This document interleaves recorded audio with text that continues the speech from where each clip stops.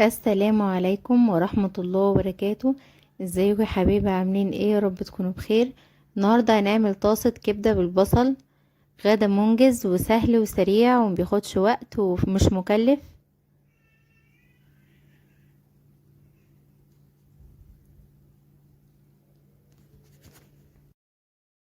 طعمها حكاية، والاهم انها ما بتاخدش مكونات كتير وسريعة في نفس الوقت.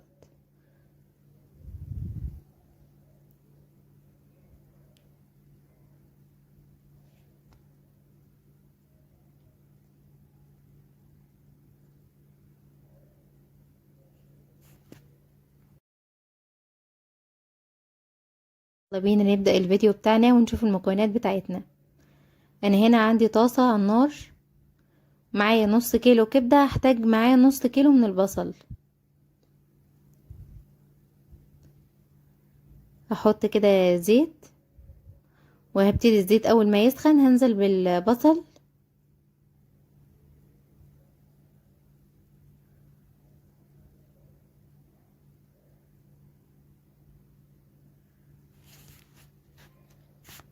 هنا هنزل بكمية البصل بتاعتي.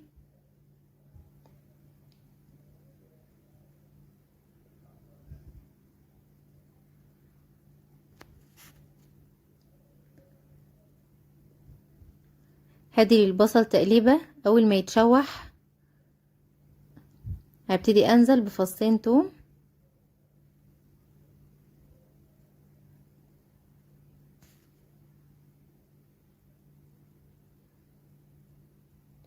هنا البصل اصفرت معايا ودبلت.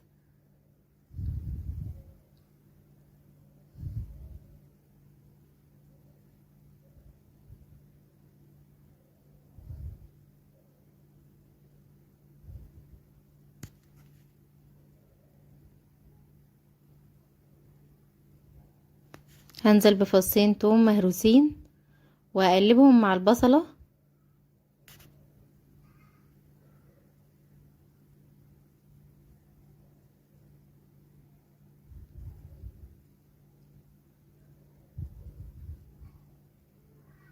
هنا اول ما اشم ريحة التوم هبتدي انزل بالكبدة بتاعتي.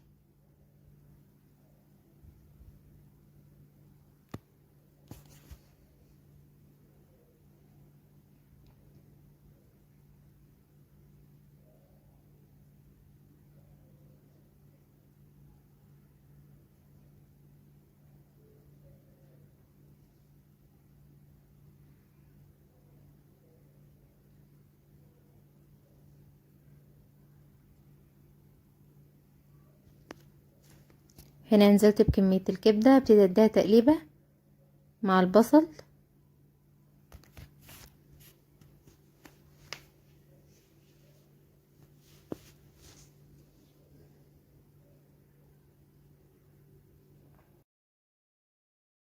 بعد كده هبتدي انزل بالبهارات بتاعتي، رشة كمون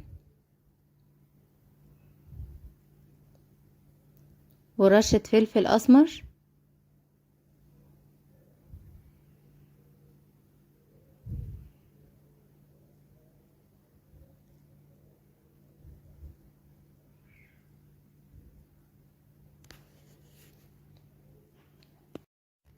وهنزل بالفلفل، معايا قرنين فلفل حامي واتنين بارد. ابتدي انزل بهم كده على الكبدة، اديهم تقليبة. وانزل بمعلقة صغيرة بهارات لحمة، ورقتين لوري.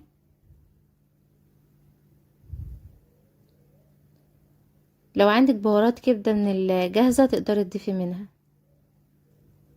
معلقة صغيرة بابريكا.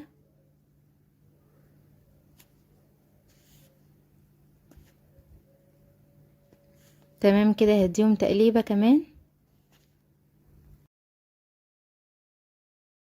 وهنزل بربع كوباية مية عشان تعملي صوص للكبدة بتاعتي.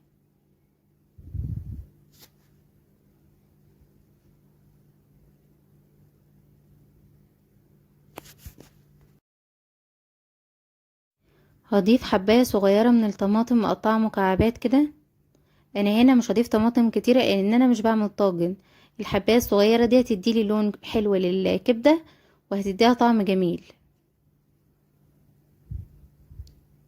هنملح بقى وهنبتدي ان احنا نغرف. طلعت بالشكل اللي انتوا شايفينه، اتمنى تجربوها وباذن الله تعجبكم. وممكن تقدميها جنب مكرونه او عيش او بطاطس محمره. باذن الله الوصفه تكون نالت اعجابكم. ما تنسوش تدعموني باللايك، ولو اول مره تشوفيني تدوسي اشتراك وتفعلي زرار الجرس عشان يوصلك كل جديد.